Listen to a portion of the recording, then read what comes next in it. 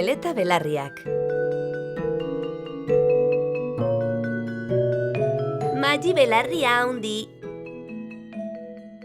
Ama, zuk uste duzu belarri handi eta zabalak ditudala? Ez alaba, zuk tximeleta belarriak dituzu. Bai, baina nolakoak dira tximeleta belarriak? Belarri bereziak dira. Buruan tximeletak bezala hegaka ibili eta gauza itxusiak mila kolorez margotzen dituztenak. Magik espartzua bezain latza du ilea. Bai zera, belar moztu berria bezalakoa da nire ilea. Magik maizapi bat darama jantzita.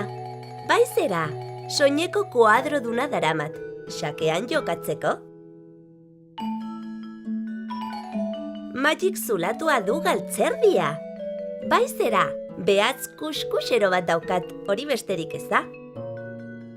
Magik zapata zaharrak ditu.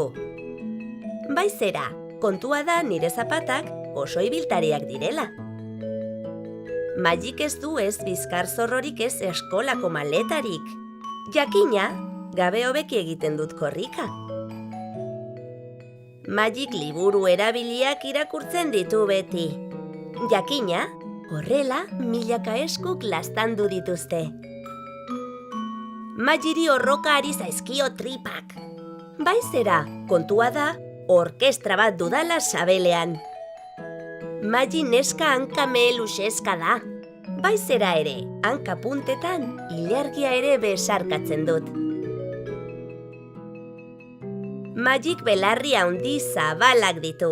Zer esan behar diguzu, tximeleta belarriak direla? Ez, belarri handi eta zabalak dira bai, baina bost axola niri.